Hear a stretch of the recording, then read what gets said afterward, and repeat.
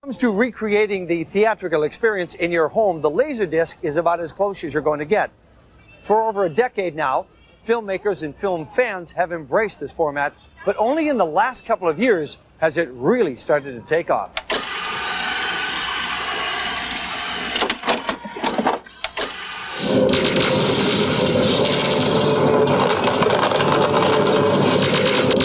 There's no question the Laserdisc is becoming more popular, especially with movie buffs. People who really love movies and like watching them at home are discovering on a daily or weekly basis that this is the best way to watch a movie at home. At the moment, you probably got a catalog. Well, in this store, we carry a catalog of over 8,000 titles. That's increasing weekly. Probably end up getting about 50 new titles every week. Well, this is a Laserdisc for any of you who've never seen them. It has both picture and sound on it, similar to a CD, except that it has a picture aspect as well. What makes it different and more unique is that the soundtrack is both digital and analog. It has both tracks laid in at the same time. The picture is a digital format and is also considered to be probably the best single viewing medium that's out there today. Hurry up, he's coming straight for us. Don't screw it up now. Don't wait for me. Now! Shoot! I put a lot of information into the frame.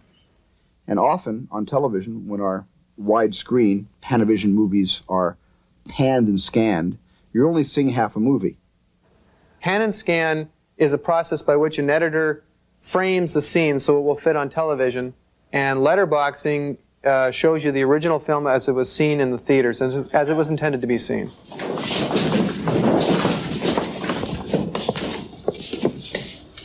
Marcus, I did it. You've got it.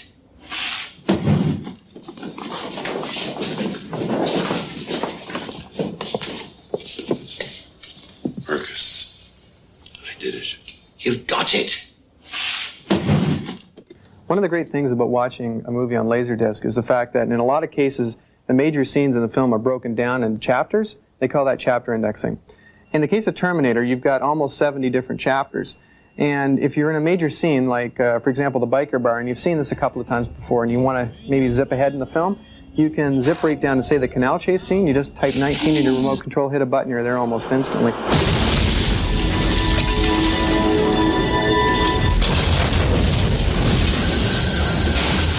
Most people don't know that VHS is 260 lines, broadcast is 340, and Laserdisc is 450, so that there's an enormous leap in quality. Listen, sweetheart, I want you to tell Mommy something for me. Will you remember? Yeah. Well, tell Mommy that I telephoned, okay? Yeah. And that I'll try to telephone again tomorrow. Now, will you tell her that? Well, supplementary material is really the thing that brings people closer to that whole Hollywood experience. It's what makes film watching interesting.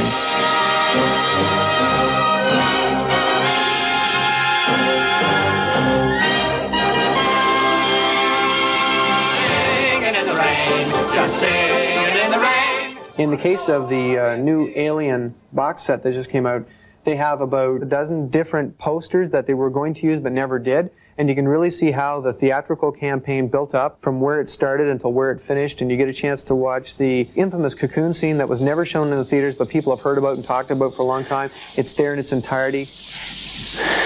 I'll get you out of here. I'll get you up to the shuttle.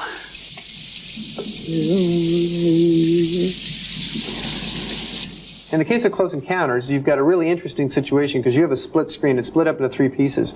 On the top half, you've got the movie, and then you also get a chance to listen to the director talking about the film. You also get a chance to listen to the producer talk about the film, and it gives you all on different audio channels. All of the serious mothership development occurred after we photographed the live action in Mobile, Alabama. If the conical, with the living quarters of the mothership would look like a city from the air. One of the great supplementary features is an opportunity to see behind the scenes. In this case, you get to follow the cast and the crew when they were actually filming. You get to watch a little bit behind the effect from still photography. You notice that in a lot of these stills, there are some pretty candid shots, so the director's probably pulling from his own archives when he puts this stuff together. There's just so much more stuff that you can get on a Laserdisc than you can on a VHS tape. Mainly what we hope to see is more and more titles, more and more restorations done, and that'll attract more and more consumers to the medium itself. Warner Brothers is very committed to lasers. We've been in the business for 3 years now, and we've seen significant growth in each of those years. We will continue to bring out all kinds of titles from Warner Brothers and from MGM for the foreseeable future. We see it as the technology of the future.